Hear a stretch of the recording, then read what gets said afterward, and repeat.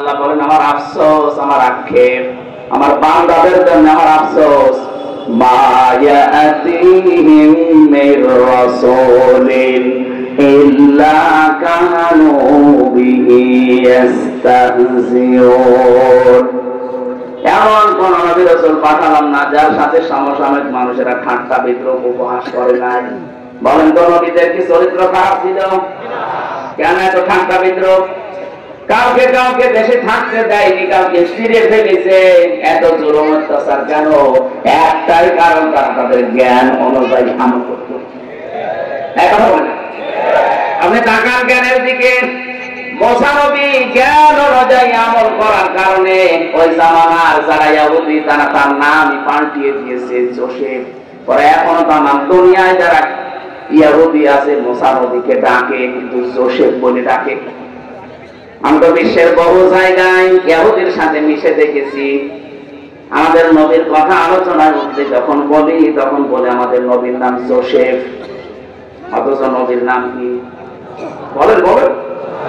হযরতে মুসা আলাইহিস সালাম খ্রিস্টানদের সাথে আমি মিশেছি। ওদের সাথে যখন নবীর তুলনা করি সূরা আলে ইমরানের ৮০, ৮১, ৮২, ৮৩ আয়াতগুলো দিয়ে, মানে কয়েকদিন আগে সিঙ্গাপুরে, মালয়েশিয়া, থাইল্যান্ডে যে কয়েক দেশে ভ্রমণ করছিলাম, যতগুলো খ্রিস্টানের সাথে দেখা, এই আয়াতগুলো নিয়ে তুলনা দিয়েছিলাম। বলেন তো আপনাদের ধর্মীয় গ্রন্থের আমাদের নবীর পরিচয় করে যারা পরে ওদের নবীর নাম ওরা বলে ঈসার পরিবর্তে বলে যিশু।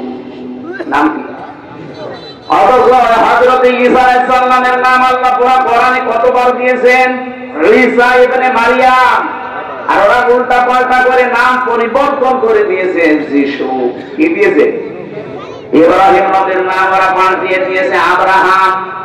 হযরত দাউদ নবীর নাম তারা পরিবর্তন করে দিয়েছে ডেভিড। মুসলিম বিজ্ঞানী ছিল আল-কামি, তার নামও পাল্টিয়ে দিয়েছে কেমিস্ট্রি। হযরত জাবির রাদিয়াল্লাহু তাআলা আনহু নবীজির প্রিয় সাহাবী, জলিলুল কদর সাহাবী, তার নামও পাল্টিয়ে দিয়েছে আল-জাবরা।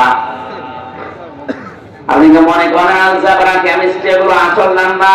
সব মুসলমানদের নাম। আল-কামি বিজ্ঞানী ছিল হযরত জাবির, তিনি পারদর্শী ছিলেন। এখানে অঙ্ক বলি যেটারে পৃথিবীর প্রত্যেকটি বিষয়ের দিকে তাকিয়ে দেখলাম যারা দুনিয়ায় তাদের জ্ঞান অনুযায়ী আমল করে ওই প্রজন্মে যারা থাকে বিশেষ করে ইহুদি